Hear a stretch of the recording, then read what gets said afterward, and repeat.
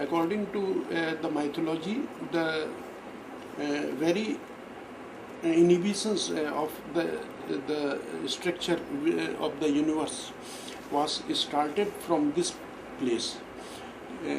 As such, it is called as Pratishthan Pur, Jhusi. Jhusi is just nearby to Ganga bank, and as such, I am in the ashram as Maharaj Sri Harichethan Ji Maharaj, who has started the Ganga pollution matter for the purposes of providing the solace to the public, is in front of mine.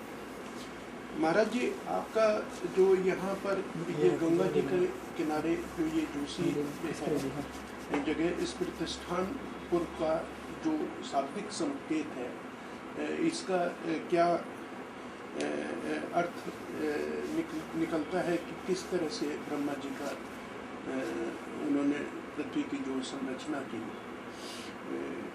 कैसे उनके द्वारा ये स्थापित किए गए जो जगह जगह प्रतिष्ठान। ब्रह्मा जी ने यहाँ तीर्थराज प्रयाग में आकर के यज्ञ का अनुष्ठान किया, और यज्ञ के अनुष्ठान के बाद 33 करोड़ देवता यहाँ उपस्थित हुए। सारे तीर्थों का, समुद्रों का जल ले आकर के यहाँ उन्होंने स्थापित किया। यहीं से कुछ दूर पे समुद्र कूप है, उसे सारे तीर्थों का जल ले आकर के समुद्र कूप के नाम से बनाया। और इंद्र के यहाँ जो उर्वशी रहा करती थी, उर्वशी का किला भी यही है। महाराज वैवस्वनु यही सब उत्पन्न हुए, जिनके कई सृष्टि चलने पर उनके पुत्र यहीं से जन्म हुआ उनका। सृष्टि चलाने का कारण ब्रह्मा का था कि यहाँ बटवृक्ष है किला के पास, उस बटवृक्ष पे भगवान विराजमान हुए जब सृष्टि की रचना हुई। नागवासुकी है यहाँ तीर्थराज प्रयाग में। शेष नाग ने अपने फण पे पृथ्वी को धारण किया, और धारण करने के बाद ब्रह्मा जी ने इस सृष्टि की रचना यहाँ की। तो प्रतिष्ठा या पुरी, जिस समय सृष्टि की प्रतिष्ठा इन्होंने यहाँ किया, उसी दिन से इसका नाम पड़ा प्रतिष्ठानपुरी। तो इसे झूसी के नाम से लोग जानते हैं। झूसी का नाम था, झूसी से बताइए, झूसी का नाम इसलिए उर्वशी का किला यहाँ माना जाता है। जब सृष्टि की रचना हुई तो उर्वशी का नाम, और बिगड़ता हुआ फिर उर्वशी से सीधे उसका झूसी नाम पड़ गया। तो इस दृष्टि से यहाँ राजा महाराजाओं का ये किला रहा वैवस्वनु का। अंतराल में वो किला भी ध्वस्त हो गया यहाँ का, और संगम में समाहित हो गया।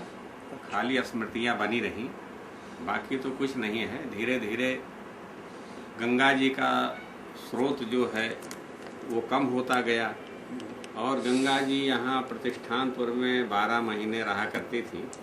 लेकिन दुर्योग ये कहा जाए कि जैसे जैसे अंग्रेज के ज़माने में नहर निकाली गई, और नहर निकालने से फिर धीरे धीरे गंगा जी का जल कम हुआ, स्रोत कम हुआ।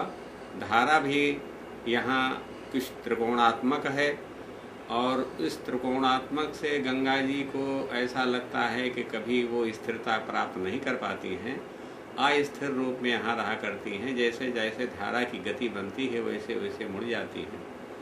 अन्य क्षेत्रों में तो गंगा जी एक स्थिरता के साथ बहती हैं और एक घाट बना हुआ है, लेकिन तीर्थराज प्रयाग में हमने देखा है कि कहीं स्थिरता नहीं है, यहाँ अस्थिरता रूप में है। जैसे सरकार ने कहा कि यहाँ पक्का घाट बनाया जाए, लेकिन जब ये स्थिरता है ही नहीं है गंगा जी, तो घाट बनाने से क्या फायदा है। उचित तो है कि स्थिरता होनी चाहिए। एक बात, दूसरी बात ये है कि आज के 10